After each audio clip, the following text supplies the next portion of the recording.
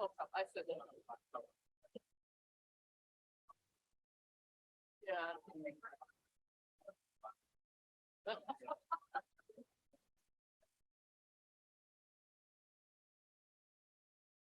Good afternoon, everyone. Please begin to make your way back into the plenary session room here and into your virtual rooms. We will be starting soon.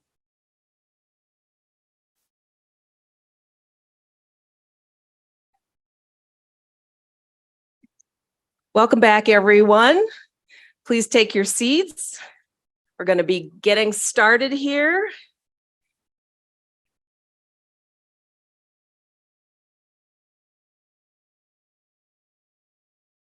I will admit to a bit of a mea culpa. We did not have dessert served with lunch because we don't want you crashing in 20 minutes before our very active discussion period for this session. But do enjoy the fruit. I'll give you a little bit of a boost there. Just a couple of announcements for you. During the question period, when you approach the stand mics, please remember to tell us your name and your affiliation. That's going to be very helpful in going forward with questions or post-workshop contacts for further discussion, as well as acronyms. We're going to have to put the gavel down on the acronyms, everybody. SMS means a whole lot of different things out there. So let us just be a little cognizant of taking time and explaining what your acronyms actually mean. Looks like we're all back. It's my pleasure to introduce to you Pam Knox. Pam is the director of the University of Georgia Weather Network and an agricultural climatologist with that extension service there, specializing in the impacts of climate on agriculture. Pam's also a member of our Flash Drought Workshop technical work group, and we thank her for that effort, as well as this one. Thank you, Pam.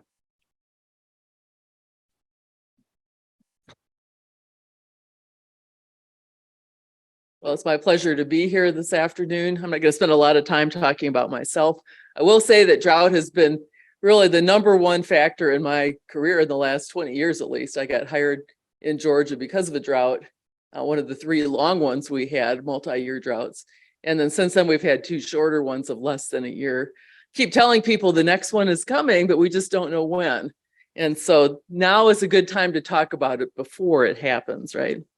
So I want to give you just a little bit of a roadmap to what we're going to do in the panel here. We've got 4 different panelists. They're not going to go in the same order that's in your program.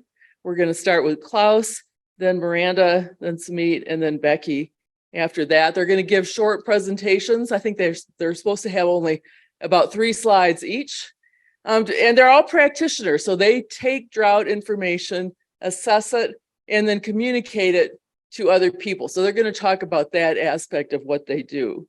I think what I'm going to do after each one, we'll leave time for a little bit of time for questions. But if you can keep the questions kind of focused on what their presentations are about, then we've got lots of time at the end to talk about more broad questions about flash drought, how you might assess it, how you might communicate it, and so on. So we'll have extra time for that. After they do their presentations, I'm going to have some questions directed to them first. And then we're going to open it up to everybody else to talk about the flash drought and how, if you're a practitioner, how that affects what you communicate. And if you're a researcher, how you find out what it is that's going to be useful to practitioners. So let me go ahead and start with Klaus Albertin. And Klaus is a water resources engineer with the North Carolina Department of Environmental Quality, specializing in water supply and climate resilience. There is a clicker here if you need it.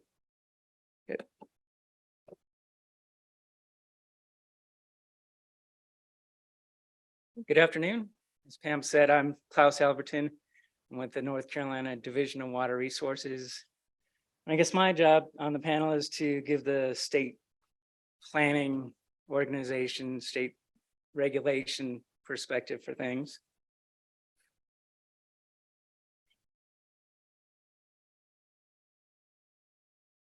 There we go. Again, I'm part of the water supply planning branch within Division of Water Resources within the Department of Environmental Quality. For statute, we actually are responsible for chairing the state's Drought Management Advisory Council, and I'm the chair for that. Every week, I lead a call with all these great partners. Really, just about all of them call in every week, provide their perspective on stream flow, groundwater levels, reservoir levels. Ag Extension lets us know what they're seeing from farmers. We have Duke Power, TVA. Again, everybody has their different perspective, the things that they're looking at. And we get together every week and talk about what those metrics mean, what we think, where things are heading. And then my job at the end of the call is to try and get a consensus that we can then provide to the USDM as the official North Carolina recommendation. And then some other parts of my job are updating and keeping our website up to date with the drought recommendations, any water conservation conditions, and then just working with municipalities, ag, all the different water users as far as planning goes. I kind of came into this with more questions in a way about flash drought. We've got plenty of answers about how we respond to things. But, you know, for us, is it flash drought or is it just a dry spell? I think Lee mentioned it in the Southeast.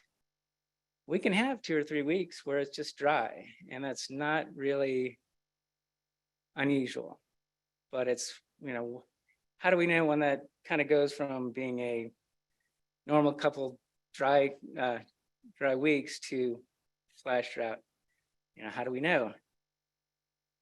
Big question for practitioners is, what can we do about it? In North Carolina, we're not really set up for irrigation. We've got our drought responses for municipalities and reservoirs and stuff, but really, when we see a flash drought, it's like, what are we going to do about it? I've already got some great ideas from this morning, more about being ready if we go into worse drought stages. But then finally, who's it going to affect? And just one example of a flash drought in North Carolina, 2019, we normally get 4 inches of rain every month. You know, out here, that would be nice, but out there, that's, you know, it's pretty consistent. Some months it's 5 inches, but month after month after month, it's 4, 4, 5, 3.5. So in September 2019, you can see this map that the light blue, that is less than 0.1 inches for the month. And then the greens is still less than 1 inch. So it's 5% of what we normally get for that month, maybe up to 20%. So really, that was pretty significant as far as a sudden turnoff in rainfall. It just ended in September. And then just looking at the map on the right, that's our departure from normal. So we're in the 3 to 5 inches pretty much across the state. And when you're out here and you don't expect 3 inches, you know, that's fine. But all our systems, our reservoirs, ag, everything is kind of built on, we're going to get 4 inches. So when you don't get it, it really changes. And then just looking at the drought monitor slides, bottom left is where we started off in September. And then just with that 1 month deficit, we went into severe drought to the west of Charlotte within that 1 month period. And that was a very significant and quick change, much quicker than normal. Kind of the one thought that I've had from this morning is, for us, timing is really one of the biggest things, impacts and timing, and they're definitely connected. And so when we have that 1 month dryness is really going to affect what our impacts are. You know, if it's early in the growing season, it can have a huge impact, could wipe out a crop. If it's in September, October, it's going to affect pastures, but it's not really going to be a big detriment. So it's kind of how I want to end my slides, and we'll definitely have more questions. Does anybody have a quick question for Klaus? All right, well, thank you very much, Klaus.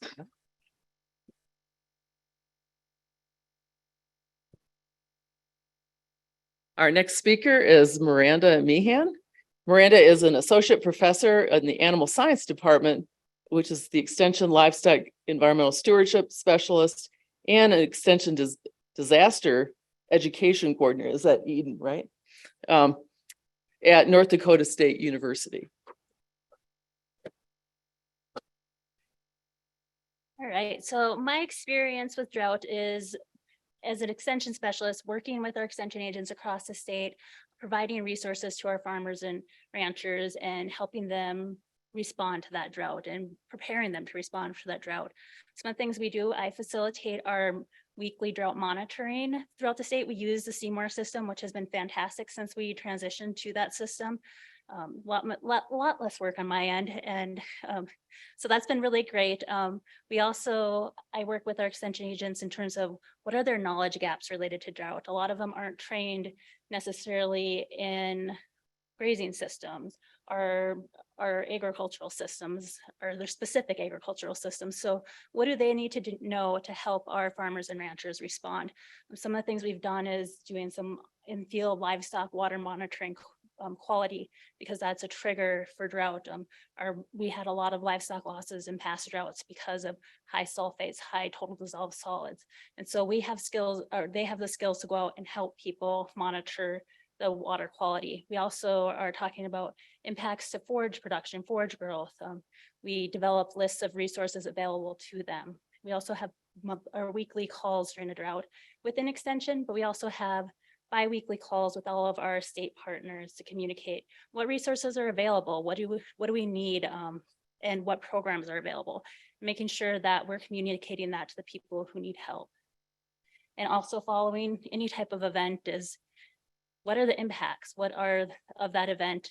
Are there assistance programs that our state can come in and fill in the gaps and help those producers in terms of things the federal programs aren't addressing?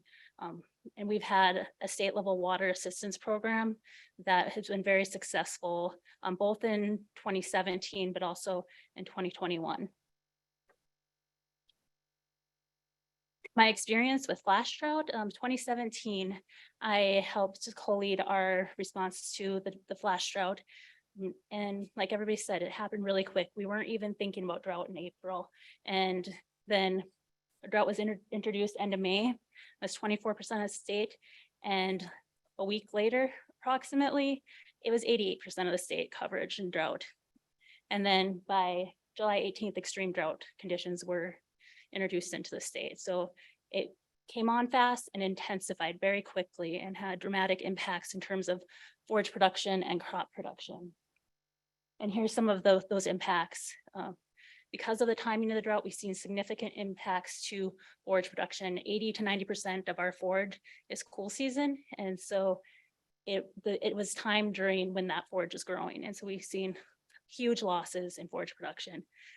We had lots of failed crops that got put up as feed for those animals, but then with that came potential toxicities in terms of nitrate toxicities that had long-term impacts in terms of cows that were open, that lost calves the next year, breed back and calving success and abortions. And then also water quality, as I mentioned, we've seen the toxicities with sulfates and animals lost due to sulfates, but also we've seen an increase in cyanobacteria blooms.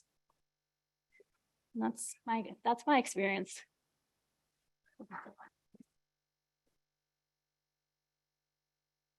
Thank you very much, Miranda. Any questions for Miranda before we move on? Remember, we'll have more time for questions later too. All right, well, thank you.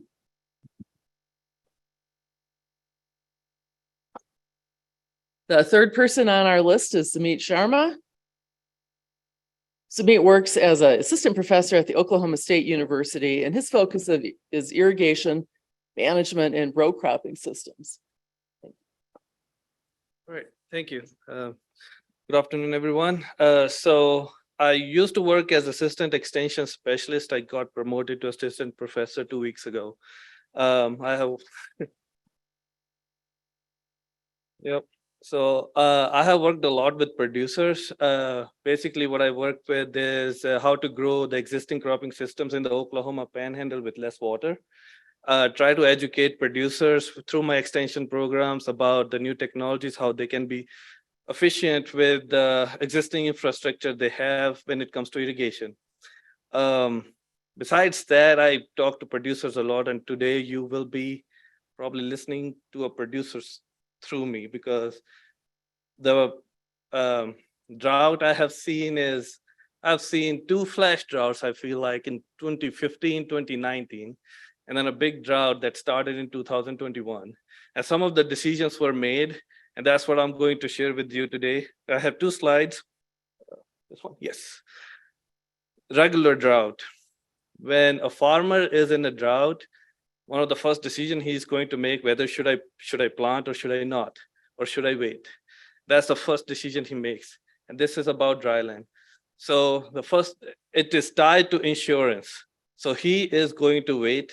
That's what we tell them, because he is hopeful. It's not only the science, these guys believe in other things too, right? So he's going to wait right until the deadline, or before the deadline, he's going to plant, because if he does not, he's going to lose his insurance money. But if he does not plant, then he's going to lose insurance, or if things turn, he's going to lose the yield as well. And the second thing is crop choice, what he is going to grow. And there are many factors that come into it. Should I grow what I've been growing all the time? I don't have enough capacity. Should I go with corn? Should I go with something that's less water demanding? How I'm going to do it? How I'm going to distribute my irrigation area? Some people, they have water, they are going to go with rotation. I'm not going to go corn after corn. I'm going to go corn after soybean because I can support it. Mid-season decisions. I cannot make grain because it's getting dry. It's very dry. I cannot support it. Should I sell it as a silage? We help them with that. And we write insurance letters for these guys, help them with getting their insurance money. Ground cover. When you have a long drought, you see something like that. It's actually a video. That was February 24th, 2023. It was in Goodwell, Oklahoma. And if that dirt blows, your neighbors see it. And you don't want to disturb that thing, because farmers today are very well aware of soil health, and they care about it, and they want to leave that ground cover on the ground. And irrigation, especially pre-water, because we have 4 feet deep soil profiles, they can hold 2 inches per foot of water. And when the things get crunchy, you don't have irrigation capacity to support it, then you have supplemental reserve from your soil. So you want to build that reserve if you don't have preseason rainfall. And of course, insurance.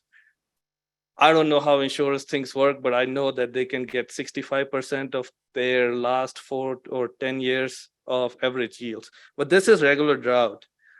What about flash drought? Did it change? Oh, it's a video, I made it. Yep.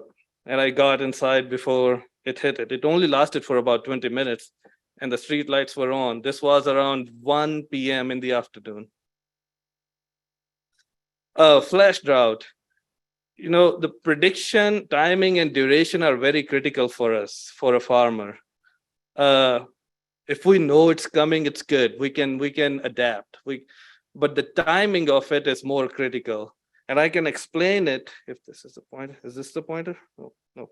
Well, anyways, so, you know, our wheat is planted in October and goes until May.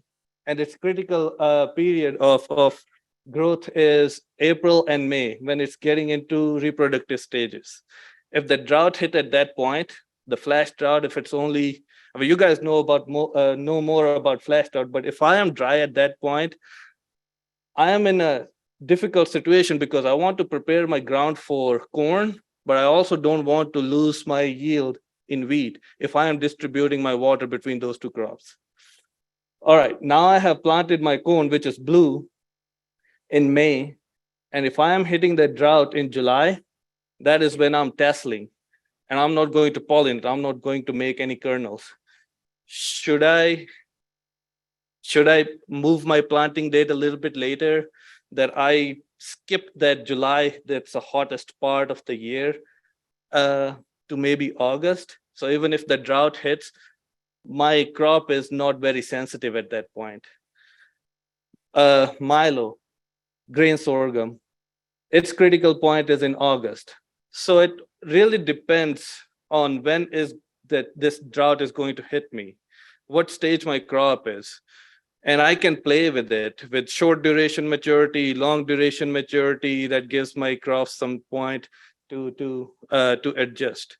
So these are the things that we come across. These are the things that we use and we try to adapt accordingly.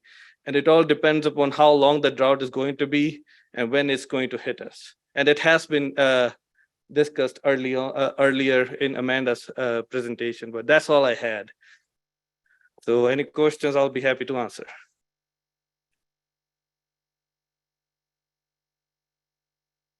One question for you that I have. How far ahead would farmers need to know about when a flash drought would happen for them to make a decision? If you can tell me in February, March, it will be useful because that's when I'm buying my seed. Okay. Yes, that's when I'm planning my, because in March, I'm going to start strip tilling my ground. And I'm talking from the Southern Great Plains area, like Oklahoma Panhandle, Southwest Kansas, Texas Panhandle. So different areas may have different, timings. Yep. So yeah, some February, March is the best time, but I know it's difficult. I'm not a meteorologist, you guys are, so. We're going to ask the researchers when they could, how far ahead they could predict a flash drought later Yeah. this afternoon. Yeah, but that's I have seen these things in 2015. It rained a lot early on. And should I go ahead or I can sit? Oh, we'll discuss that All more right. later. All right. Thank you very much. No worries. Thank you. All right, well, the last of our four practitioners is Becky Maddox.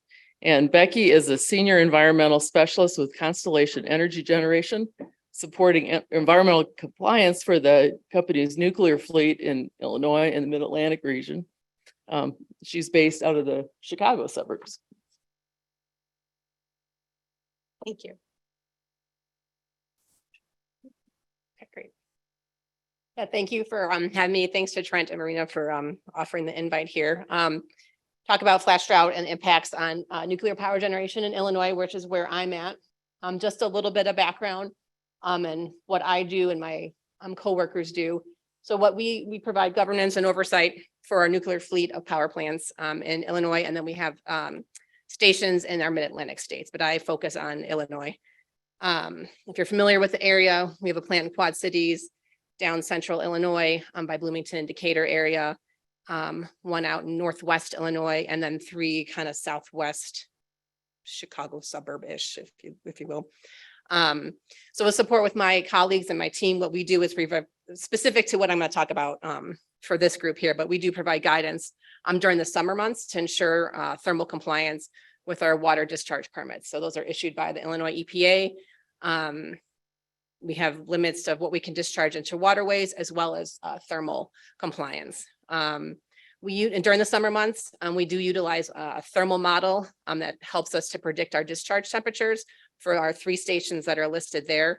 And we take a lot of different inputs from the power plant, weather forecasts, wind speed, dew points, what's going on in the waterways, the river bodies, things like that. And that helps us make decisions for operations to ensure we are always in compliance with our discharge permits. So I don't personally make decisions about operating the nuclear plants, obviously, and my colleagues and I don't, but we do advise on compliance related matters, specifically on discharge permits. So just a little background, there's no pointer on here, but just this is kind of our southwest of Chicago area. I just wanted to give some perspective of the plants that might be a little bit more challenged with some of the waterway issues. Our Braidwood Generating Station, just east of I-55 and Dresden Station, just to the west there. And Braidwood Station gets water from the Kankakee River. I've noted there where our intake structure is, and there's an underground pipe that brings water all the way to the station. So then the Kankakee River, and then the Des Plaines River join up to make the Illinois River. Dresden Station also gets water from the Kankakee River, but then discharges into the Illinois River. So just to give you a sense of kind of the water challenges that we have, certainly with these two plants, Braidwood and specifically Kankakee River can be very challenging. So for flash drought, for how I interpret it, at least for nuclear, is the impacts on our water sources. So that be rivers, lakes. We use cooling ponds as well. If you're not too familiar with that, that provides water for the safe operation of our plants, and then receiving bodies for our discharges. So in my sense, the low flow or an increase in the water temperature that could persist for an extended period of time, that's going to trigger some actions from our stations so we can continue to operate and provide power. So the flash droughts that, again, how I look at is with rivers in Illinois, those make up our water for our cooling pods. So we can have significant operational challenges. We have to maintain our cooling ponds at a certain level, according to the Nuclear Regulatory Commission, the NRC. If it gets below a certain level, we'll have to shut down our plants. So it's imperative that we have adequate water to bring into our cooling ponds to ensure that we can operate our plants. Obviously, high river temperatures, those can be prolonged for extended period of time, and that can be challenging. We also have some low flow challenges, specifically on our Kankakee River. So our Braidwood station, if the river gets below a certain CFS 442, and that's an agreement we have with the Illinois DNR, we have to basically decouple from the river. So we cannot be making up our ponds from the Kankakee River if the river has gotten that low. So we are constantly monitoring Kankakee River flows, temperature, obviously, but we can be very challenged at times. Since I've been with the company, we've never had to do that. But I think historically, there have been a few instances where that has happened. It doesn't last long, but for a few days. So we haven't, I don't think typically have experienced a flash drought. But again, we have experienced low flows in the Kankakee River that have triggered various operational actions by our station personnel. So that could be operator rounds. We're logging flows multiple times a day. We're monitoring cooling pond levels multiple times a day. So again, like I mentioned before, the lack of water availability from the Kankakee River can pose challenges to our cooling pond levels, but we do have contingencies in place to address that. So like I said, if we do have to decouple, we do have access to other water ponds that we have access to, but that's very temporary and that's not going to last a very long time. I know there's been some talk about some drought instances in 2012. On the river side of things, that was a very challenging year, specifically in March. I wasn't with the company at that time, but I was at a different power plant, and the whole area, the Chicago, we call it Chicagoland area waterway system, but in March, the temperature of that waterways was already 60 degrees and higher, and that's already at what our discharge permit limit is. So we were very challenged to, we couldn't meet that and had to work with the Illinois EPA to get some regulatory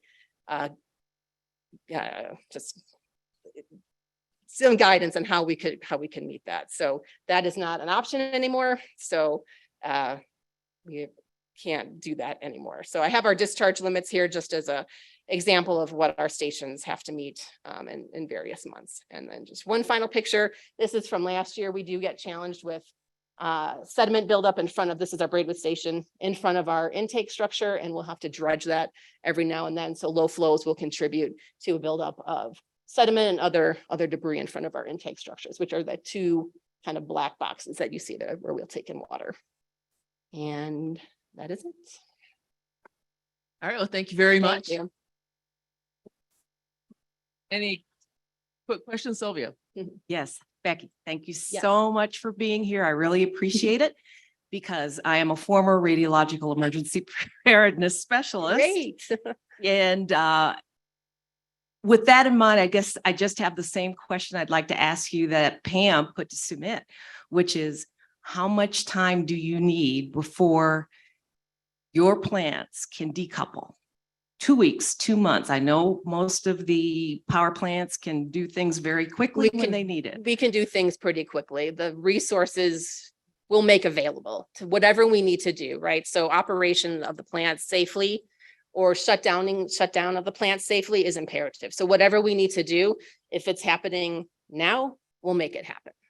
And Basically. follow-on question, is the NRCC kind of monitoring the temperatures along with you as well on the rivers?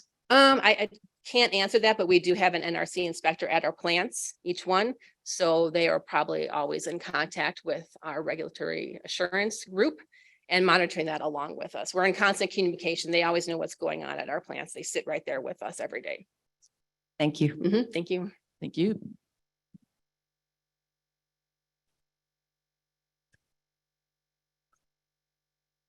All right, well, you can see from the practitioners that we've had talk here, they're all coming at drought and flash drought in a little different way. They have different audiences. They have different time periods that they're looking at. They need to know information. They may be regulated. I'm sure in the case of Becky, I'm sure they're regulated, but they all have different needs that they need to do. And so I want to just start out by asking them a series of questions, and I'm just going to give you each a chance to respond to these, and then we'll jump to questions from the audience as well. So this one's not on my list, but it occurred to me, when was the first time you heard the word or the term flash drought, and how do you explain it to your audience? Anybody want to jump in with the first answer there? I can, so after the 2017 drought, it was probably shortly after that the term started. I started hearing the term with Laura Edwards and the climate teams that I'm part of through Extension. And then was the second part of it? How Oh, how do I communicate? do you? I think it's pretty yeah. easy in terms of, since our audience went through it and how Yep. fast it came on with little warning. And So that was an that's- experience-based kind of thing. Yes, definitely experience-based. Okay. Anybody else want to jump in? Becky? I mean, I'll be honest, the flash drought, how I heard of it is through this group. So maybe a couple years ago, signing up for some email distributions. Okay. It just seemed interesting. So I had not heard of the term before, to be Okay. honest. I do have a meteorology background. I still hadn't heard of the term. So when you talk to people about drought, do you differentiate between flash drought and regular drought? I don't actually. I need to. You don't? But I just kind of discuss it on a broader. It may be sense. that on your time scales, it's not Yeah. quite as important. Klaus or Samit? So I learned about the term last year when I went to the drought early warning systems meeting in Norman last year. But I had experienced it, and like you said, that I didn't differentiate between a flash drought and a regular drought. And it was easy to communicate because working with these guys who've been doing their stuff for 30 years or even before I was born. Mhm. So it was very easy to communicate with them. And you see it on the ground, you see it with your eyes. So it's not very difficult, but it's a very new term to me. Yep. How about you, Klaus? I think I probably heard it first right around that 2019 drought that we had. And it really, to me, it fit the bill because it was beginning of September and then we just didn't get any rain whatsoever. Mhm. As far as communication, we're lucky, part of that group that I mentioned that it comes up with the USDM recommendations. One of the members is State Climate Office. And I can rely on them to do the communication. Mhm. They have a great infographic that they do every week. So we'll come up with our recommendations and then they get to explain it. And so they'll use the things like flash drought, what it means. Mhm. They're much better at communication type things than we're kind of more the technical side of things. Right. So that brings up a related question then. How do each of you communicate about flash drought to your audience, or do you leave it to someone else to really do that? Do you put out newsletters? Do you give emails to your agencies? Do you talk to the media? What kind of things do you do to get that word out? All of them. All I of think in extension, Yep. where you always hear, the more people hear things, the more different ways they hear it, the more likely they are to listen. Yep. So press releases, social media campaigns, one-on-one workshops, meetings, interviews for radio, podcasts, any way we can get it out there and share that information and that news is what we're doing. Okay. So how do you usually communicate it? Like she said, all of the above, All of but the- sometimes I run into producers outside work, like some restaurants, or Walmart, those conversations also come into it, and that also how we can communicate to them. Yep. Insurance companies are another source, because sometimes they come to you and ask for letters and stuff like that, and that's also another way of communication. Yep. And then you have extension programs, of course, like field days or workshops. Okay. Becky? We work with the University of Iowa, and every day we do get a report out for stream flow and temperature for a variety of the waterways in Illinois and in the Mid-Atlantic. So that goes out every day. We just add people to the distribution list. In our summer months is when it's a little more critical.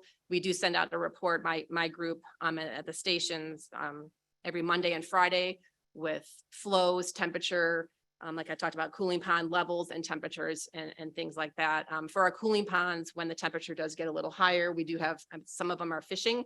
So we do work with our Illinois DNR and let them know if we're experiencing some higher temperatures and we might be seeing some things in the cooling ponds. Okay. Klaus, anything to add? Well, I think, maybe after this meeting, I may incorporate it a little bit more. Again, kind of rely on the climate office, if they want to start, talking about flash drought and letting folks know. I think from the state perspective, we probably lean more on the USDM, and the flash drought aspect of it may just have us going into D1 or D2, more quickly. I don't know that as a state, our responses are going to be any different. Because it's flash drought. Again, it may change after this meeting. But yeah, again, we're going to be looking at all those different indicators that we look at for the USDM. And, again, this may just help us start to say, we may be seeing flash drought. Municipalities start getting your conservation plans ready, or letting the ag folks know that it may be, time to think about alternatives. Yeah, and I'm an extension as well. And so extension, we do all of the above. And I have a blog that I put out that talks about it, and get calls from reporters and certainly from farmers as well as the extension agents. So all those things are good. There's probably a lot of other practitioners in the audience here. We're going to give you a chance later if you have a different way of talking about flash drought. Maybe some of you have to do it by regulation. You have to communicate about drought levels for regulatory purposes, or maybe you do it in other ways. So we'll give you a chance to share that in just a minute. I want to ask the panel now to think about what would be the worst case flash drought situation that you can imagine in your situation, and how would you communicate it, and how would you try to help your audience to learn about it and to deal with it?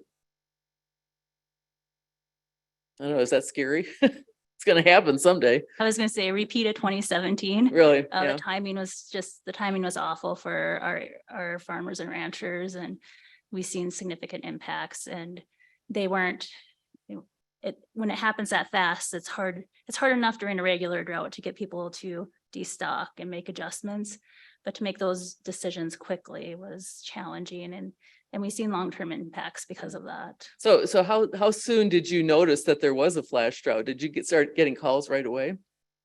Probably not right away. We were having internal conversations right away with the state climatologist office and with an extension, and getting information out there. And then once we started getting that information out there, we started getting the calls. Yeah, it kind of gets back to the idea, is it just a dry spell, or is it the beginning of a flash drought? And in Georgia, if you're without rain for a week, you're already seeing impacts. And so is that just a dry spell, or is it the beginning of a flash drought? And that's really hard to quantify. All right, anybody else? What's your vision of a worst case flash drought, and how would it affect your audience, and how would you communicate it? The most difficult time for having a flash drought, like I showed, is when you are getting into reproductive stages of that crop. Because you have already planted that seed, hoping that it's going to be a normal year, and rain didn't come when it was supposed to, and it's hot, then it gets very difficult because you cannot change it. Right. If it's corn and you can not make much grain, you can think about selling it as silage or something. But if you have a crop like, say, millet or grain sorghum, and you are in drought and it's dry land, then your options are limited because, like you said, that you may have prussic acid toxicity or nitrates, a lot of nitrates accumulated in it. So that's the biggest challenge. And we want to make sure that producers are aware of these things before they make any sort of that decision. But that's usually dry land, and where we are in area where we have irrigation, and somebody has 600 gallons per minute, that irrigation usually buffers against that flash drought that's going to happen. Of course, it's going to dent the yields, but irrigation bears a lot of the blunt that's going to come with the drought situation. But that's that time, say July, August, is probably the most difficult time for having a flash drought. So do you find that people tend to overwater when they get into that dry situation? How do you control for that? I would say every farmer is different. Yeah. It's very difficult to give a generalized answer because you will find producers. Let me give you an example. On 600 gallons per minute, you have a quarter section, which is 120 acres. It takes 5 days to revolve the pivot and put 1¼ inch. And there will be producers who will be running it on 24-hour rotation. That's gonna put 1/4 inch. You don't want to do that, but some people do that because they think that they will keep their crop wet and it's going to keep it cool. No, it does not, because it's a very simple thing that if you are thirsty and hot, what would you do? Pour water on yourself or drink it? So you want to make that crop drink that water. So, or there will be some that they will slow down their pivot, and instead of doing a 5-day rotation, they will do a 7-day rotation, probably put 1½ inches on it. So it varies.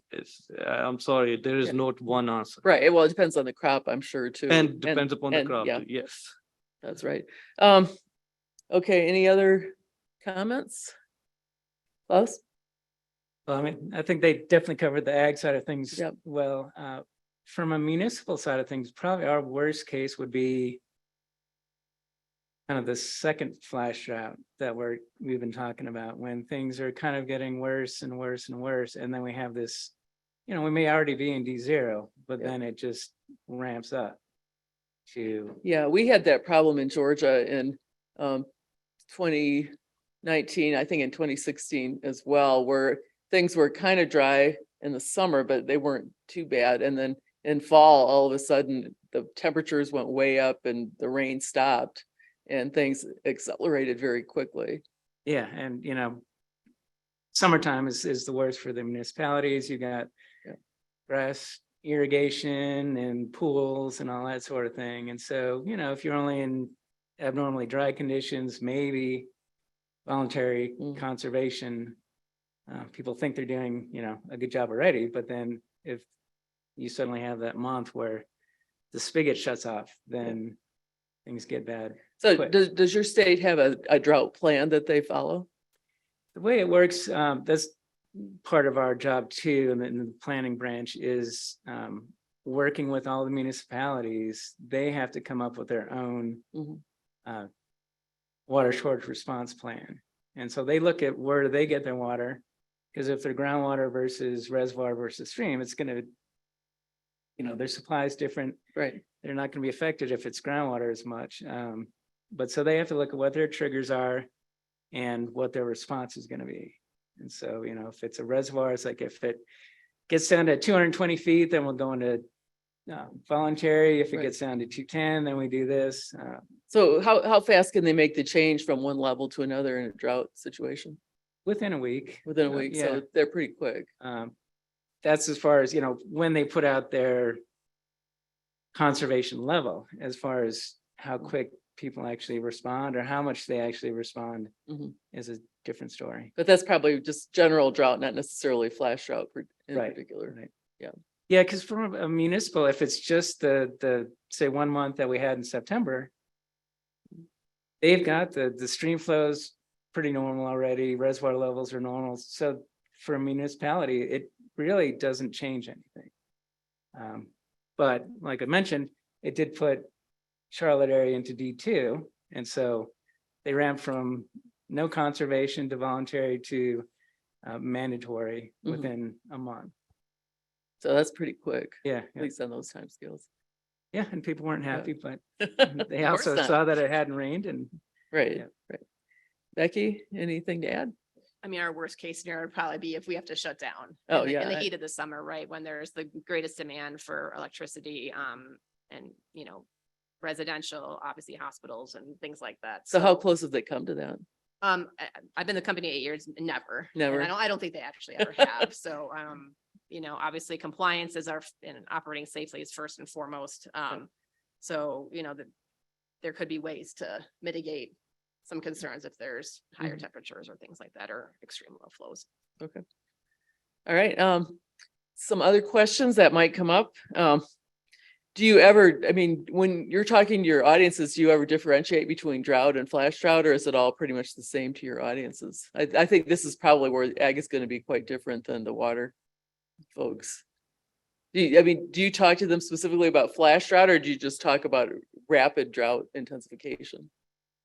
We just talk about drought and kind of where we're at and what we should be thinking about and looking forward. We don't really put the Different. title on it. Yeah, I think that's probably generally, they just want to know what the impacts are rather than the terminology. That's fine.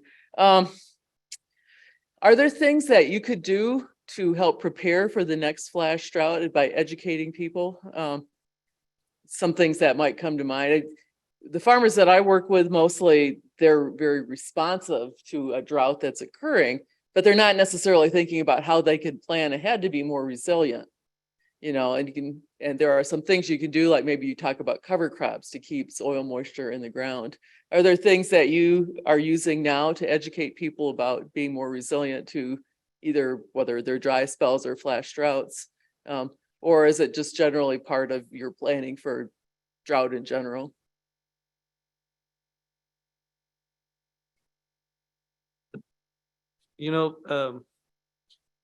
When these dry conditions set in, the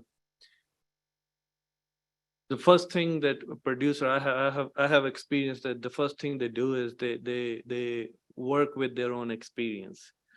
So some of the strategies I have seen that they adopt and we can help them with is, should I reduce my irrigated area?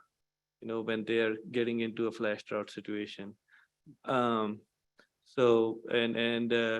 Do I need to do something with my pivot that I don't break down or anything, check my nozzles and those sort of things, anything that he can do to prevent it. So that's about irrigated. We can help them with writing blogs and stuff like that. If it is early in the season that it is happening, I can easily go and write a blog that, hey, you need to start pre-watering it. This is how you can see where's your moisture level is. Just shove a road in the ground and see how far it goes. So to help them prepare for what to come, adjust your agronomics. Instead of planting 32,000 seeds per acre, you can plant 26,000 seeds per acre or 28,000 seeds per acre. So you have less mouth to feed when you're getting into those kind of situations. So those kind of situations that we can help them with. And sometimes you can, sometimes I give you an example. You go out and inspect someone's field. Sometimes it's not worth even taking your combine in there. And you can just go and tell them, because he then at that point, he doesn't need to burn money into fuel. Just taking it there because it probably is not worth harvesting. So those are the things that you can help them with, and you can communicate. It's word of mouth, blogs, podcasts, all those things come into play. So for the two of you that are in agriculture, do you do workshops on measuring soil moisture and monitoring things like that? Do you encourage people to learn how to do that? Do you have field days that talk about that? Yes, I don't know how many of you guys have heard about a program called Master Irrigator Program. It's a 4-day training. Started in 2016 in Texas, adopted by Oklahoma and Colorado, and Kansas is coming up with their own. That's all it covers. It covers A to Z of irrigation, moisture sensors, irrigation scheduling, the crop models, center pivots, drip irrigation, you name it. I mean, I invited Joel this time to come and talk about what resources are available to producers about drought, monitoring. So yes, we do have workshops. Mhm. A master irrigator is one example of it, and we also have beef conferences and stuff like that, because ag is one side, but cattle management is a whole different area, and I know they have different strategies to cope with it, right? Okay. Yeah, on our side, it's, communication and getting out in front of it. So in 2020, in 2021, we started in February doing a preparing for drought webinar series. That was very helpful. One thing that came out during that is nobody hardly has a drought plan, which is depressing as a livestock and range person. And so I think that's one of those things into any program I do working, how do we enhance our climate resilience within our livestock systems, within our agriculture systems? How do we build flexibility into that? So when we are short of feed here, can we make it up with using these type of resources such as cover crops, and how can we better plan so that we are more resilient in the future? So that's my idealism, is every producer in North Dakota would someday have a drought plan. Because not very many people had a drought plan when we did that. So program. are there resources online where you can actually see drought plans from other states, maybe? Yeah, the Drought Mitigation Center has some on there that are really wonderful. And we have some resources. The other thing I've been thinking about as we've been going through conversations today is, we have drought trigger dates for management decisions for livestock and range. Do we need to adjust those and add another checkpoint in there if we're in a flash drought during a certain time of year? And that might be something to consider. Okay. Sounds good. Any other questions from the audience for our panelists right now before I open it up to a little wider discussion? Or are you all at your post-lunch frenzy? Post-lunch, probably nap more than anything else. Brian, Brian Fuchs with the National Drought Mitigation Center, thank you. and this is for Miranda. You kind of mentioned it during your slides that, North Dakota's had this coordinated impact collection, and just from the earlier discussions this morning, that seems to be a challenge that we're all facing.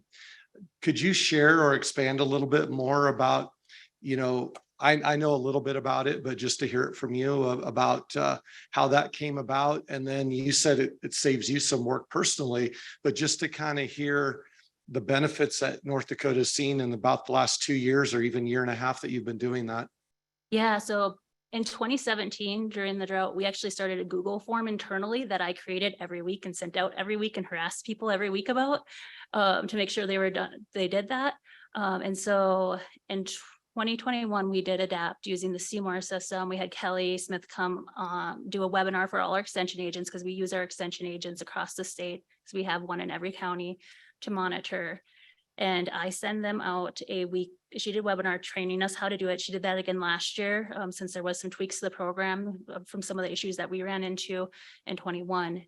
And then every Thursday after the new map comes out, I send out an email telling everybody how important their report is, how that data is used.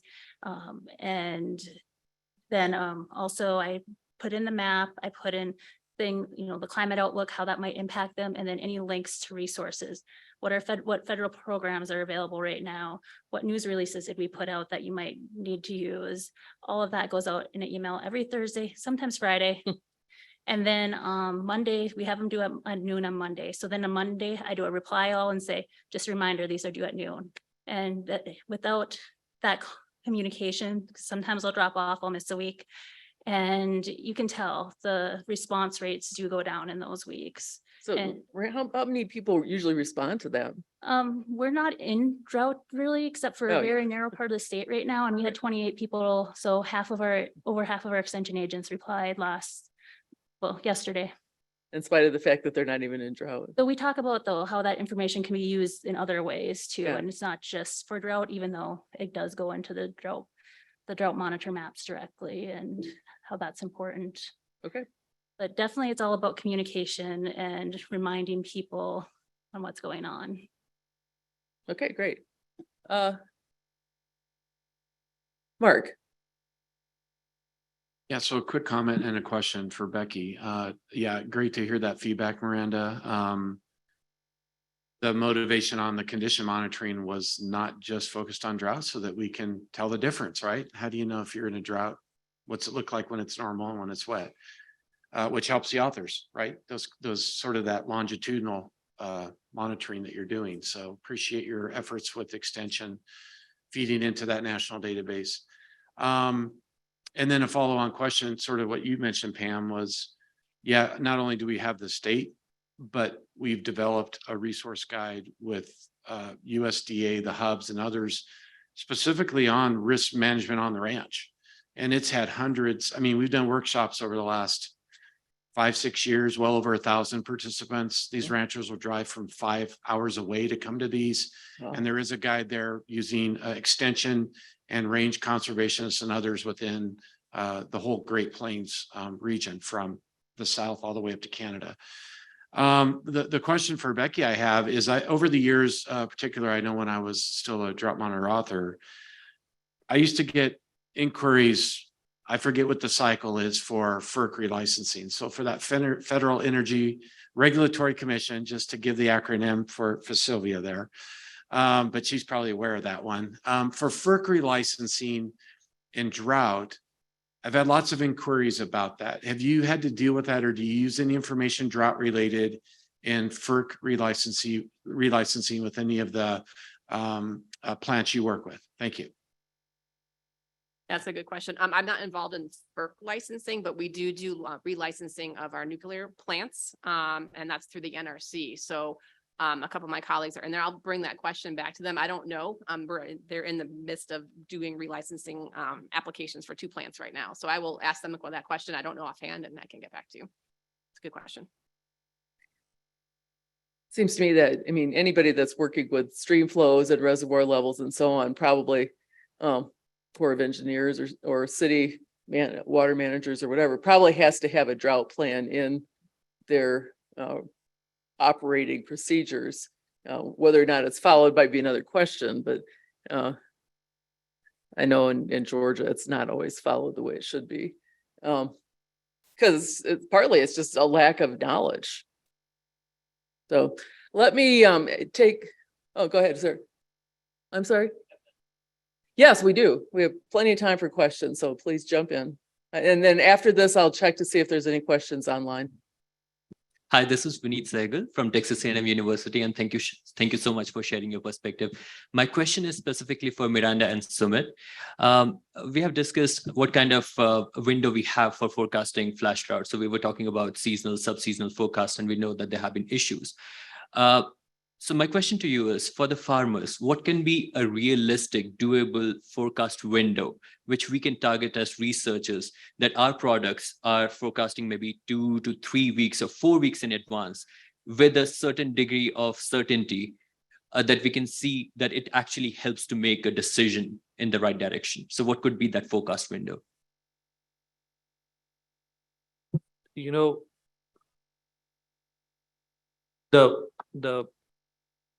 my whole season and what sort of season I'm going to have, the decision, it all depends upon what sort of decision I'm making while I'm planting. So if I have some knowledge what sort of season I'm going to have, say in April or May, and I'm talking about Southern Great Plains, when we plant there at that window, that will be very helpful. Because if I know that I am I'm going to have a flash drought, say in June or July or something like that, I can adjust my agronomy. Okay. I can plant a little late, I can plant a little early, I can pick the hybrid that I want to plant. I can pick the hybrid, the population of my hybrids, crop choice. Yes, the most important window for me will be early in the season. Early in the season. So you mean at least 2 months I- of a I- forecast window? Yeah, I mean, if you can tell me in April, earlier I told them that March, but if you can tell me in April or May what sort of season I'm looking at, that'll be great. Okay. Yeah, because then I can decide what I'm gonna go with. It's yeah, it's just it starts from when you plant that seed, whether you're going an inch deep or 2.5 inch. It's all in the soil. I mean, it all depends upon that. So early on, it's better. And I think the timing is going to be different depending on where you are in the country, because Right. in the south, of course, we get plants into the ground a lot earlier in the year because the Right. soil temperatures are warm enough to do that. So we may be a couple months ahead of the Corn Belt. And so they're going to need to know things in a little different time frame. I'm Then- thinking in terms of an operational product. So if there's an monitoring plus forecasting window that Sure. we're producing daily or weekly, for every region it may differ, but the forecast outlook has to be focused on a specific window of time. So we Yeah. know that we have not been able to do seasonal or sub-seasonal. That had been a challenge. Yeah. So thinking about maybe extending that to 3 to 4 weeks with reasonable confidence, but updating that every week. I'm trying to see if that can actually make a difference or not. Yeah, I mean, it's a great question. I think once the seeds in the ground and the plants are growing, then your management choices really go down a lot because obviously you can't be changing Right. hybrids or anything like that. So the early spring into the start of the growing season is really key for farmers, at least. Maybe not so much for other people who depend on the water levels all year. Miranda, did you want to I add was gonna say something? ranchers may be a little more flexible. It would, I think mid-May is where we're at, mid-May is when we're starting grazing, but just, I think, or mid-May would be a good point because we're starting to graze early May. If it's cool or introduced species, later May, if it's our native species. And so mid-May is a really good touch point for us when we're thinking about our trigger dates. But that's obviously going to shift as we move south and through the Great Plains. But even if it's a little later, I mean, having those, if they know to have, they're going to need to purchase additional forage. The sooner they know those type of things, the sooner they can lock that in at a better price before there's nothing available. So there's a little more flexibility, I think, on the livestock end, but it's also more difficult, I think, to make those decisions because of just the emotions that go with livestock and the decisions to destock a herd that you built the genetics up on. And it's a lot more emotional, I think, than the farming related decisions. Thank you. I Any appreciate that. follow-up? Thank you. Yeah, thank you. Can Right. I add something to it? Yeah, go ahead. So some of the decisions that I just mentioned about agronomy, like how they can change. But there's the one major factor is economics, the commodity prices. Right. Yes, so we cannot ignore that. So if I'm selling corn at $7 and Milo at $5, I probably will go with corn because there's a sociological component because I always have hope, right? So we cannot ignore that. All right. Just thank wanted you. to add it. Thank you. I'm going to turn next to our online folks and see if there's any questions from online. As of right now, we do not have any questions from the online audience. All right, thank you. Then we'll go to our next, let's see. Yeah, I yeah, guess can we'll go I- to Meredith next. Cute. Is this working? Okay. No more tiptoes. So when I first met Klaus 3 years ago, you had not yet drank the Flash Drought Kool-Aid. I remember you were you're like, I'm not so sure. I'm not comfortable using this terminology yet. And I heard that a lot actually across the region, especially from the practitioners, because of the perception of what flash means and a lack of understanding and awareness, and especially when people are used to flash flood versus flash drought. So I guess my question for you is, I've already heard that you don't distinguish when you talk to your stakeholders or partners about flash drought versus regular drought. And I was wondering if anybody would want to speak to really why not, and what are the potential negative unintended consequences of using that word, especially when we've heard that our predictive skill is not always the best. What are there any consequences of providing early warning to flash drought to your communities and it doesn't pan out in a way that's different from a regular drought? Thank you.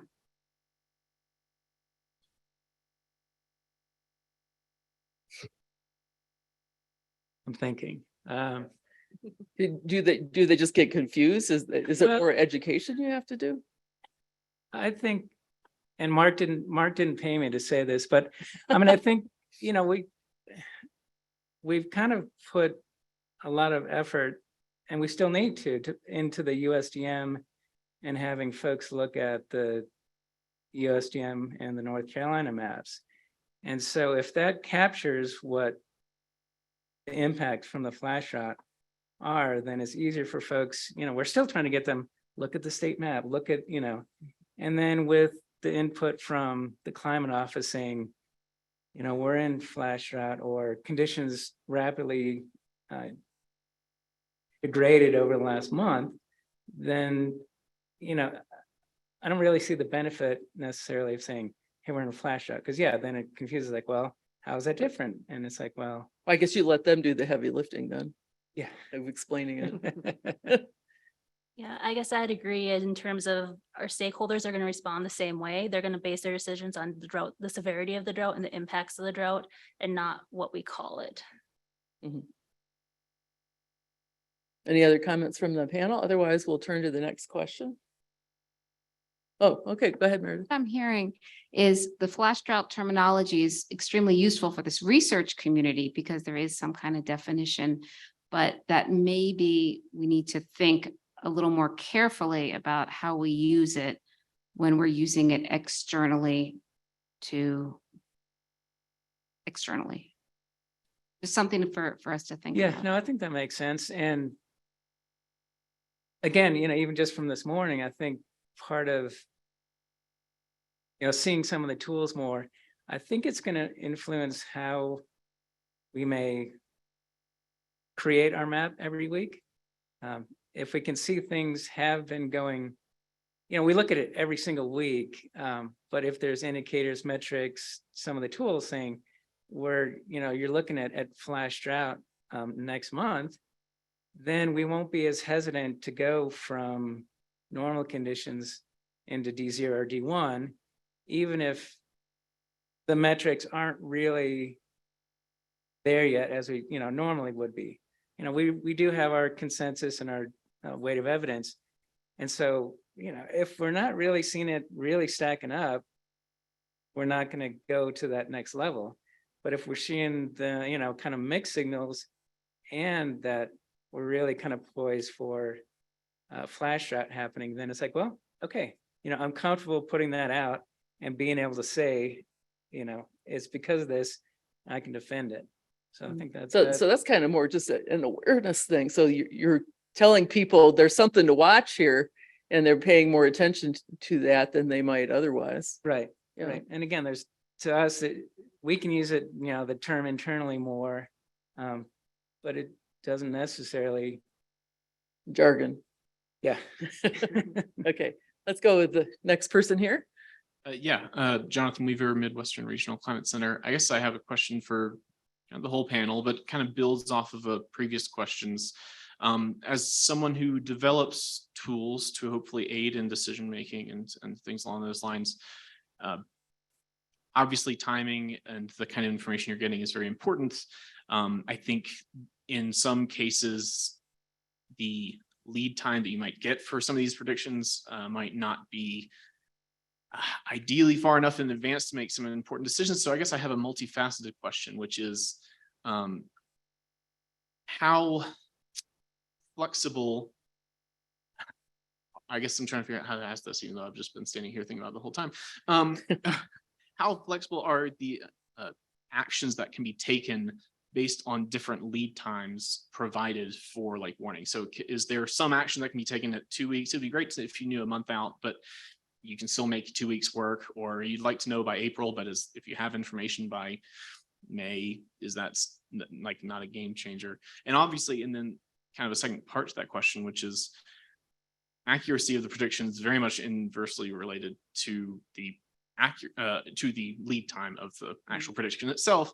And so if we're giving really far in advance predictions, how consequential would it be to have, let's say, like a false alarm, where out of an abundance of caution, the prediction says, yeah, you're likely to get a flash drought during this time frame or whatever, and it doesn't pan out? How big of a deal was it to those sectors and interests that they prepared for a flash drought that didn't manifest? Go ahead. That's a great question. Well, everybody was looking at me, so.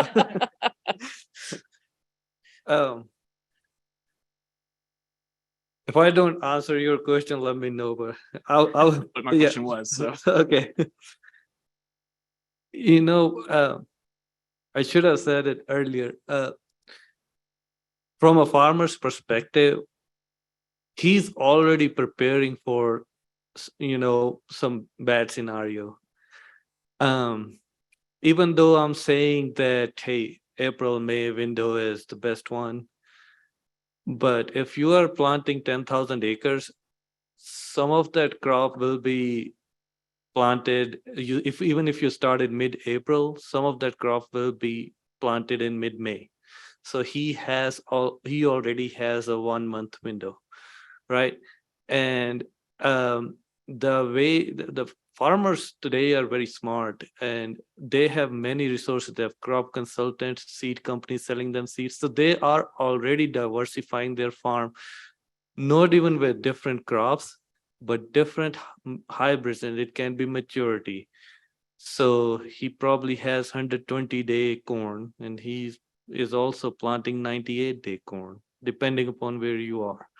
So any sort of information will be helpful, because he has the time window when he's planting that he can, when he can adjust. And if he cannot do it with one crop, he probably will be able to do it with another crop, because he's not planting one crop on his own whole farm, right?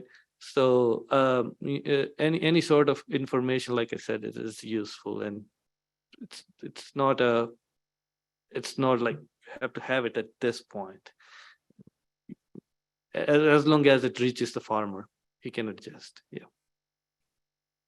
Yeah, and I would add, maybe that's just I include climate outlooks in my winter talks, just so people are preparing and thinking about it, and maybe gets them to put that drought plan together. And, putting in the disclaimer that this far out, it's not super accurate. And so I think having that type of disclaimer in there, it gets people to think about it and start having that conversation. And I don't think anybody's upset about being overly prepared for something. So Klaus and Becky, are you more reactive to what's actually occurring, or do you plan ahead for that? No, we're pretty reactive. We are trying to be a little bit more proactive, and understand maybe some indicators that are out there, that we can, plan resources a little bit better. And that's really what it would probably be for us, is it's just time and people, labor, equipment costs, things like that. If we do have some sort of water resource challenge. I will add that we do have meteorologists on as part of our company, and they do send out the drought monitor every week. So that does get communicated out. What people do with it, that's, they don't provide any context really. So. But you said in your talk that you could change things within a week if you needed to. Yeah. So yeah, it's just. you could about- afford to wait a little easier than a farmer who has to buy seed months That's right. ahead. Yeah. Yeah. For us, it's funds, and we'll find a way to Yeah. make it happen. Is that true with you too, Klaus? Is that you're more reactive? Yeah, I think so. I mean, again, all the municipalities eggs definitely Right. covered in, and I think I will talk with our ag extension folks a little bit more and see, is there more that needs to be done? But on the municipal side of things, again, they've got their water shortage response plans, they've got their triggers. It would help them if we were able to say, this is something to keep in mind. We might be looking at conditions degrading pretty quickly in the next month if things don't change. Okay. Did you have a follow-up? Just more of a, wanted to make sure I'm understanding what was said correctly. That way, when I go back to actually take action on this information and adjust the tool as needed, I'm not doing things incorrectly. So it sounds like then some information, some lead time is better than none, even if it's not ideal. And also that a certain amount of uncertainty in the prediction, even if it's a fair bit of uncertainty, is not hurtful as long as it's well communicated, I'm assuming. Is that clarifying? Thanks. Cool. Okay, All right, thank great. you. All right, we'll go back to this side of the room. Go ahead. So Natalie Wade, I work a policy advisor for Washington State Department of Natural Resources. So from a practitioner's perspective to other practitioners, quick comment and a question. Comment, appreciate very much the material in your presentation, Becky, looking at water availability. And I know in this context, it's for nuclear power and cooling. Wildfire's been mentioned a few times, but as Washington Department of Natural Resources is the wildfire response, we're also thinking of where is water? Where is it now? Where's it going to be? So those things are incredibly important for our operations in terms of planning and preparedness. And then the question I have is very focused on state operations is how do any of you, this might be more towards you, Klaus, utilize flash drought data in agency funding requests? So with that, we just wrapped up our legislative session and we have to already think of things which most researchers probably don't think about in terms of biennium funding.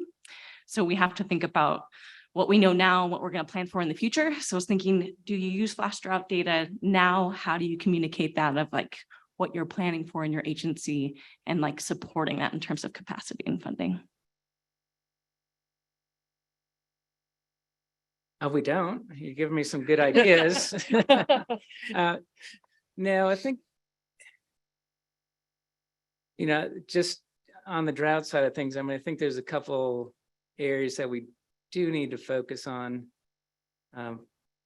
One was, and it was mentioned this morning for other states, a better soil moisture network and really kind of calibrating, tying in some of the soil moisture models into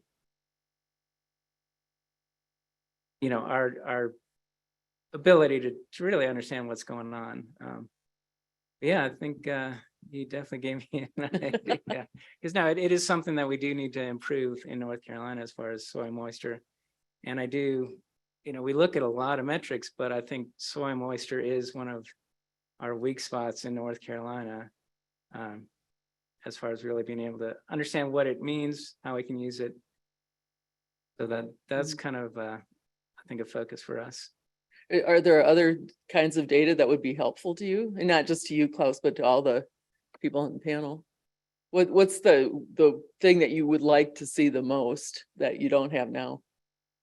I'll just jump in. I mean, it just, after the USDM, I'd have a lot more comfort with and understanding of some of the tools that are out there. The CPC, I think it's the 2-week, and then, yeah, just, and today, some of the drought prediction things, the flash drought prediction, I think it's really getting more comfortable with those and being able to incorporate that in our process.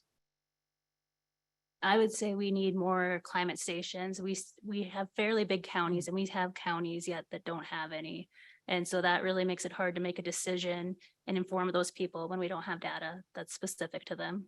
Do you have a state meso network? We do. You do, and that's still not enough. It's a big There's still, state. there's still gaps. Yeah. Yeah. Any other data needs that you want to ask for?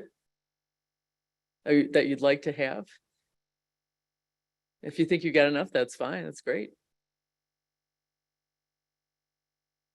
I think everybody wants a weather station in their own backyard, right? I mean, that's what I get asked all the time until I tell them how much it costs.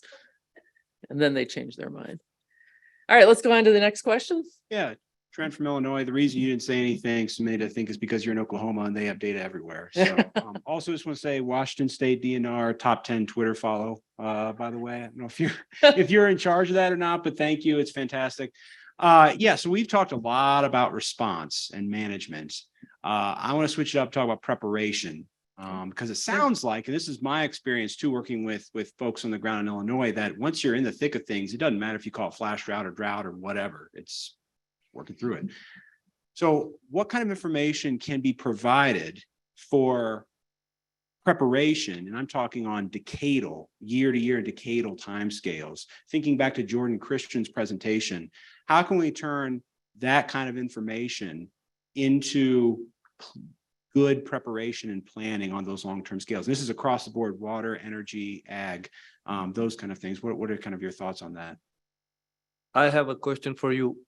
Are you talking about a large temporal scale when you talked about decades or 2 decades or something like that? Yeah. Instead of going months. Yeah, so step back from the operational monitoring and management and response. Let's get ahead of flash drought, especially in areas of the country that may see a hazard profile change or be seeing a hazard profile change when it comes to flash drought, whether good or bad. What kind of information can the community here be providing for better planning and preparation in your specific sectors? Does that make sense? That is an excellent question, because in ag community, we are right now talking about long-term sustainability. And that kind of data will help us a lot. I looked at the climate data from Oklahoma Mesonet, and you see these waves going up and down, and try to make sense of it. And it's like 10 years, you have wet cycle, 10 years. Within 10 years, you have like, I keep touching it.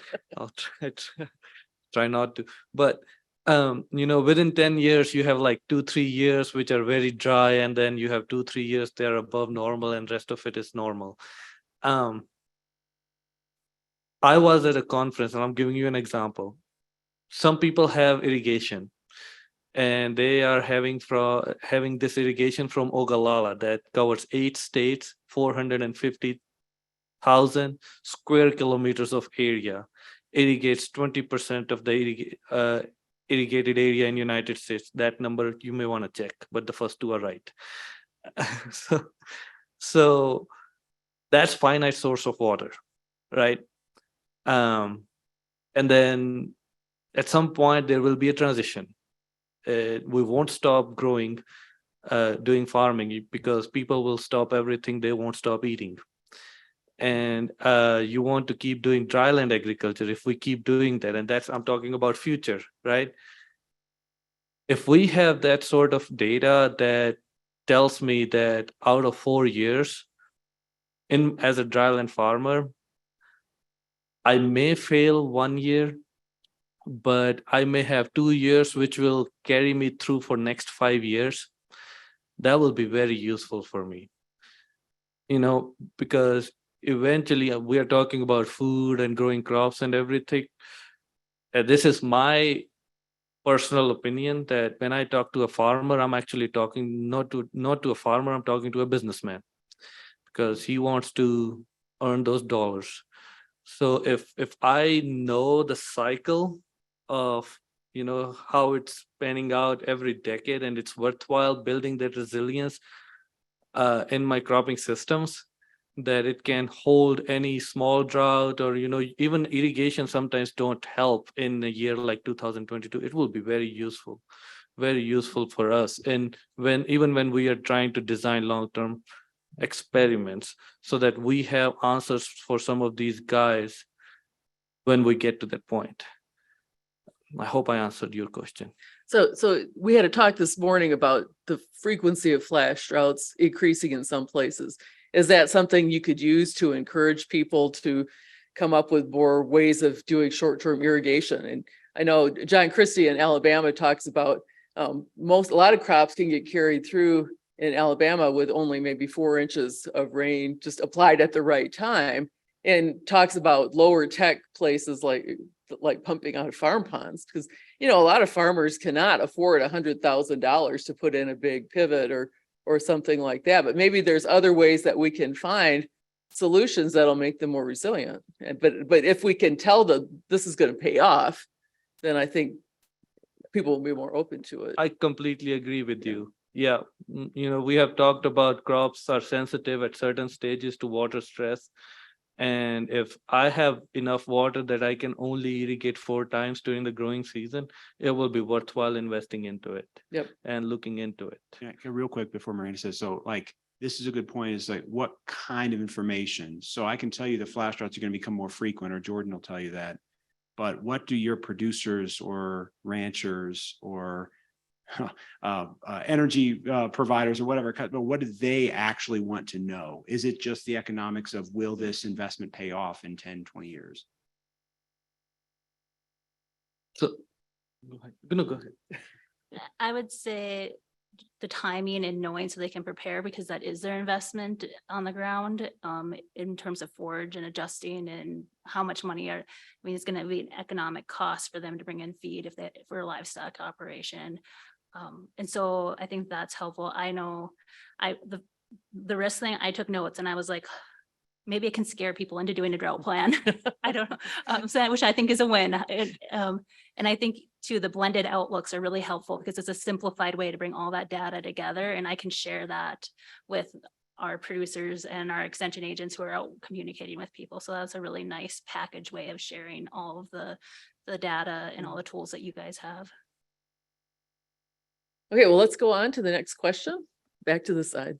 Thank you. My name is Vandana Rao. I'm with Massachusetts Energy and Environmental Affairs, and I wanted to go back to a few questions ago, something that you had raised about just using the term flash drought and how often we may use it in Massachusetts and in what context. And I think over the last several droughts, we've certainly had flash droughts, but there's been some hesitation to kind of use it right then and there, only because we're not sure, is this really a flash drought, or is this just a slightly faster moving drier period or something we just happen to have caught. And so I think part of that hesitation in terms of using that terminology is knowing whether this is actually it right now. There's a lot of hindsight that we've been able to do to realize, oh yeah, that was what we would normally have considered, or what we know now to be a flash drought. So that is sort of one, but we've also slowly started to get into communicating to the public about a flash drought. So when we're starting to see that, and we think it may be, in our press releases, for example, we would put something like, oh, this is like a flash drought, which includes conditions such as high temperature, moisture, winds, etc. So we kind of clarify or provide a little bit more information about what the flash drought is. And so I think it's certainly starting to sink into everybody's thinking about, oh, there is such a thing. And it's quite different from a flash flood. But there is a faster moving condition in a drought that the practitioners and the researchers and the scientists are thinking about. It would be very helpful from the practitioner manager type person, from my perspective, to get a little bit more prediction on some of these, because it is helpful for communication, no doubt. But in terms of even getting some of our core users or our bigger users prepared or start to think about how to manage their systems. I'm thinking about municipal water suppliers, certainly the ag sector, and then fire danger in Massachusetts is also becoming a big problem. Not to the extent that it is in other states, but it certainly is, and it's being exacerbated, no doubt, by the drought. And so being able to look ahead a little bit, and especially in a year like this year when our snowpack was dismal, I'm fully anticipating a drought coming in. Until about a week ago, a good portion of Massachusetts was in D0. Right. And thank God for the rains over this past weekend.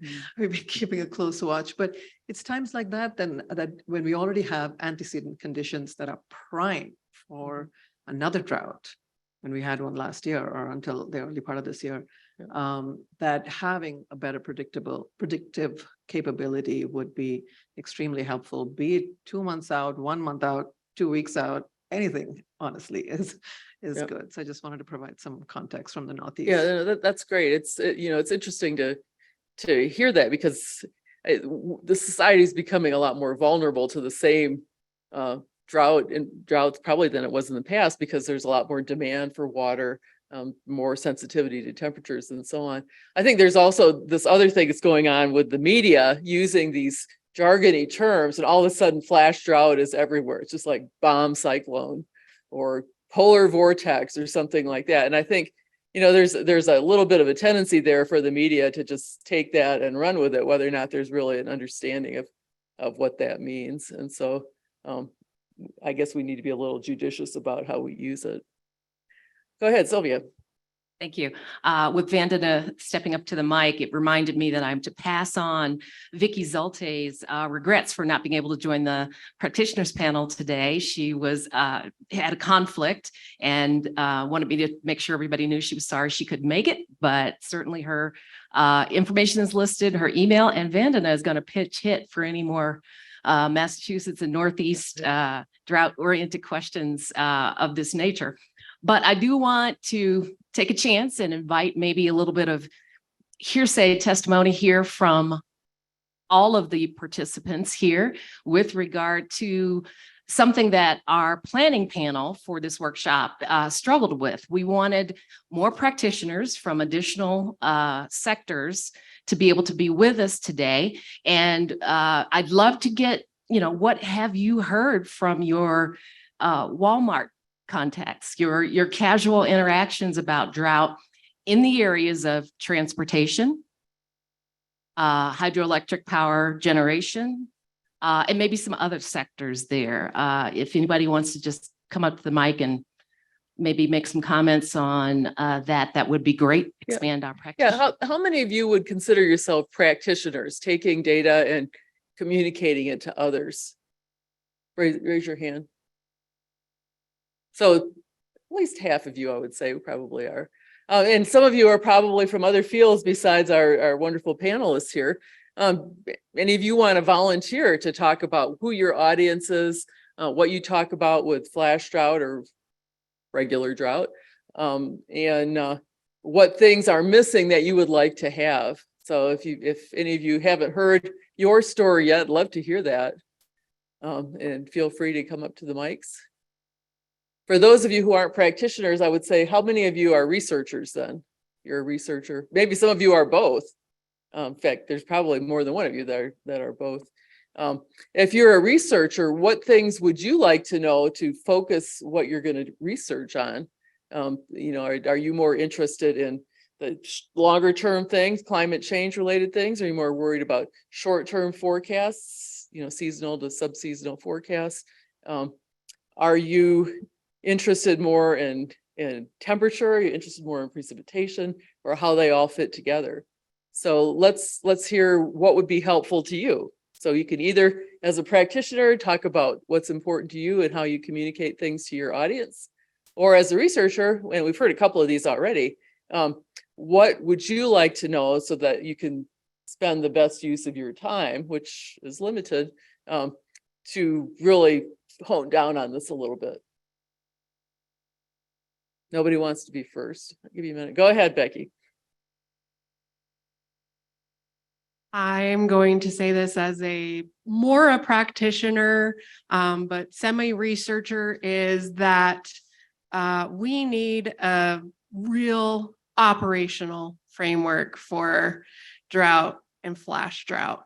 Everything we have comes from different research centers of, people who have, made efforts to try to bring things to us on a regular basis, but none of it is truly operational. And it feels like in the drought community, we're the only community that has no truly operational entity, which feels a little bit limiting in how far we can take some of these products and support them and regularly rely on them.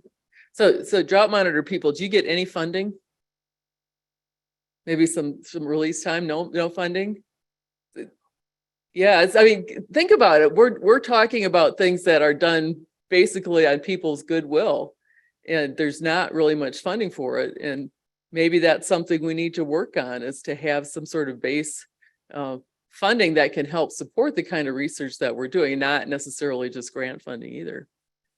So I think the drought monitor authors do a tremendous job considering that they're doing it basically gratis. They might get some release time, but they're not really getting paid for it. And so I think Becky's right. Maybe it's time to have a line item. Trying to get anything through Congress, of course, is tough, as you know, but maybe it's time to think about that. Any other comments? Go ahead, Lee. Thanks. Yeah. So I'm coming from mostly a research hat, but I'm also with the State Climate Office. I'm in Alabama. And yeah, I think I'm really interested in, like we've talked about a lot earlier today about, integrating impacts to understand exactly when a flash drought happens. And so, Miranda, we're trying to partner with our extension to really get this partnership of the USDA crop reports are great, but that's the state level. How can we just dissect that, get that type of information up? I think I want to talk to you after this because we're trying to start this new fellow position to do exactly that. I think that level of information and getting, and Mark, you mentioned a little bit about it earlier, the amount of networks that already exist, like COCORA's, the extension, the National Weather Service Co-op network. There's a lot of places I think that are just primed to, if we could just have that kind of, whatever that diagram or framework looks like. And I know it's effort, and effort and time and money. And so there's that point, but from my perspective, and I'm just started doing some of the drought reports for Alabama and understanding obviously the physical nature of the occurrence, but integrating that impact and understanding the timing. That was another thing I think Amanda mentioned this morning and was mentioned a lot. Those crop calendars to me are like that's gold, right? Because we talked about, a flash drought happens, right? But when is that flash drought going to have the biggest impact, right? That's a crop calendar is a very quantitative piece of information that could potentially go into a machine learning model or at least have it, integrated into our own kind of, objective decision making and decisions. And so, yeah, I think that's my perspective. Yeah, I mean, I've seen the crop calendars for like the Midwest, and they're amazing. I'd love to see something like that for the Southeast. Okay, well, I'll be a proofreader for those then. All right, next question. Hey, Ronnie Leeper, NC State, and you really touched on what I wanted to get was in this thing that I heard this afternoon that I didn't hear too much earlier is it's all about timing. There was 3 people who said timing. Mm-hmm. And getting the crop calendars, but also some of the other like forage calendars would be very useful. So that's just one research perspective. The other research perspective are compound hazards. So, and I think Ryan kind of touched on this. If you have antecedent conditions where you have something that's already kind of shocked the system and then you stick drought on top of that, and maybe flash drought makes that a little more worse. And so maybe in a normal flash drought, it's not too big of a deal. Drought and flash drought kind of treat the same, but maybe there are situations where, it does flip it on its head. So those are the type of things I try to kind of work through my head. So yeah. That's great. For the forage ones, a really good resource is your NRCS. The ecological site descriptions all have growth curves in those for those different grasses on those ecological site descriptions. So it's a starting point. Yeah, they've got this grass cast for the plains. I'd love to see that expanded to other parts of the country because we have a lot of people who grow forage in the Southeast, and they would find that to be very useful. So I'd love to see that expanded. Thank you. And sorry, another follow-up. I know we have the crop planting kind of calendar. You mentioned earlier that the farmers may change some of that depending on the conditions of the ground. So is there information that the extension offices might have that would tell us, actually most of the crop went in the ground at this date. And so whenever we can check in with that kind of thing. Yes, there are planting date fact sheets. There are production guides for each crop that it provides you window when you can plant it. But that's very localized, right? Like yes, well, they're statewide too. The production guides are statewide, and but the information is localized. Yes, it may not be applicable within a state. Like one thing may not be applicable within a state because Oklahoma Panhandle is way different than Southwest Oklahoma. But Trying to there- get those across all the states would be, yeah, pie in the sky, so. yes. And I tell you what, across many states, the cropping systems may also change. Yeah, I mean, I certainly can see in Georgia, the planting date can vary by more than a month for the same crop because we're a pretty big state and we have a pretty good far north to south extent. So you'd have to deal with that, or you'd have to go local, as Lee was talking about.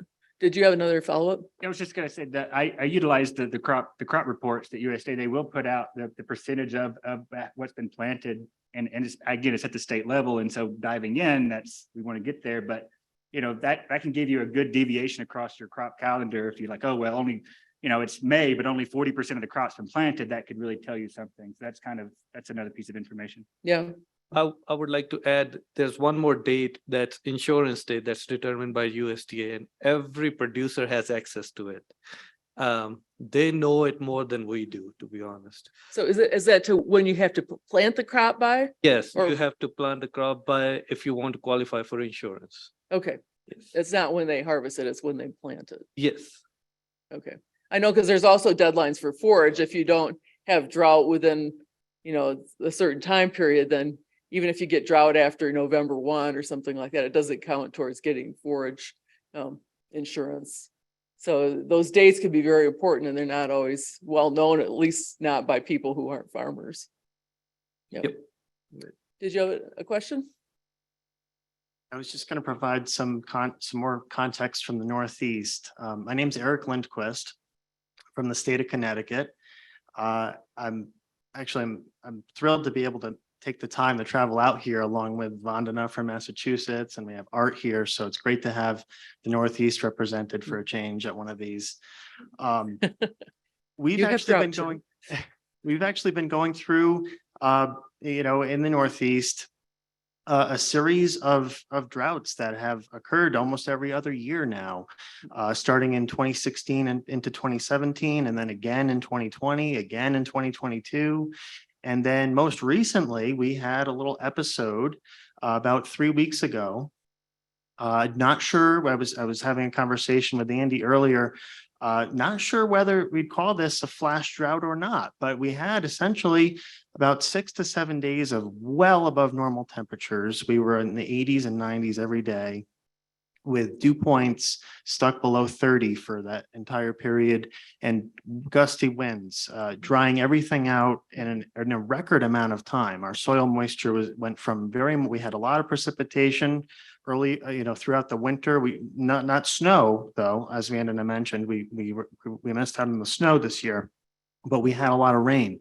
So, our rivers were looking good, groundwater looking good, soil moisture looking good. It all went to heck in about a week's time.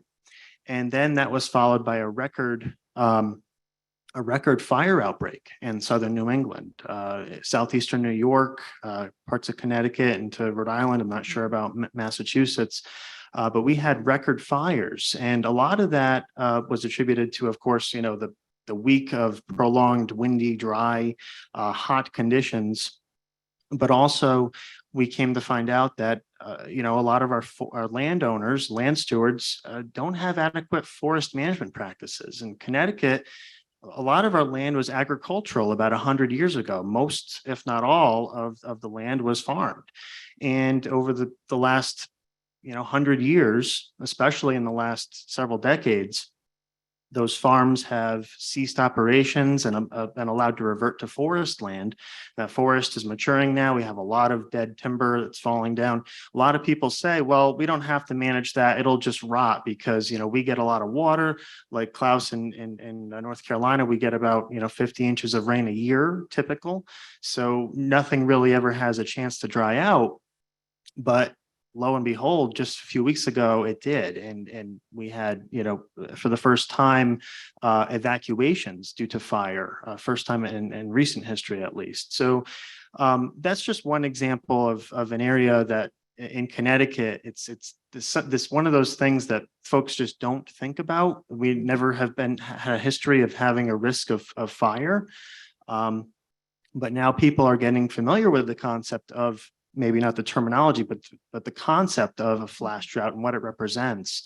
And as a state official who works with my peers on our state state drought preparedness and response plan, trying to learn from other states about how we can work with our partners, our landowners, our forest stewards, to really do a better job in that area and have better forest management practices. And so that's the fire aspect. And real quick, another thing that's unique to Connecticut is the prevalence of private wells.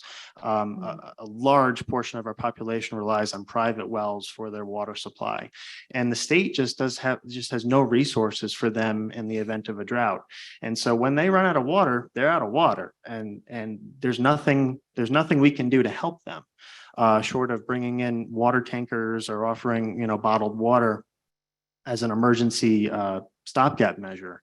But my thing here is I want to learn from folks in other states about what your drought plans, your drought resources have, your experiences in the past of what has worked and hasn't. Because in Connecticut, we're just continually trying to revise our drought plan, make it better, and we learn from each of these drought events. We learn what works, what doesn't work, what didn't we account for. So it's a pleasure to be here, and looking forward to hearing from anyone who can offer their experience. Great, thank you for sharing that. Anybody want to respond? Or are you all tired out from all the talking? This is the last call. Anybody else want to share, if you're a practitioner, the kinds of things that have worked for you, what kind of audiences you have, and what questions need to be answered? Or if you're a researcher, what other things do you need to have in hand to really focus your research? And while you're thinking about that for a minute, I'm going to go back online and see if there's any other comments or questions from online. Molly, are you there? I am not at this time, but we have asked the audience if they have a question to raise their hand. So if anyone does have a question or comment, please do that. Okay. Anybody else wants to share? Pam, can I? Yeah, answer please do. Mark's- I was going to give you guys the last chance to. Yeah, Mark had a question before about FERC licensing. We actually, Duke Power actually has the USDM as part of their FERC license. The license has the low inflow protocol, and that protocol looks at reservoir level, USDM stage, and stream flow. And then depending on how those add up, that'll depend on, or that'll say, you're in this low inflow protocol. And then that defines what stage all the municipalities in the basin have to follow as far as what their conservation. So it's a great system. It's tied, it looks at their hydropower, reservoir levels, and then the response from the municipalities that are taking water from either the river or the reservoirs. Great.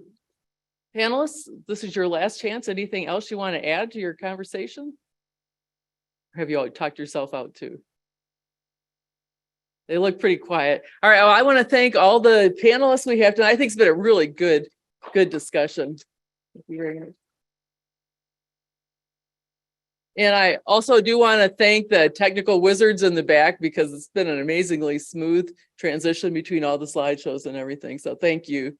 Appreciate that. And now Sylvia has just a few words before we go on break.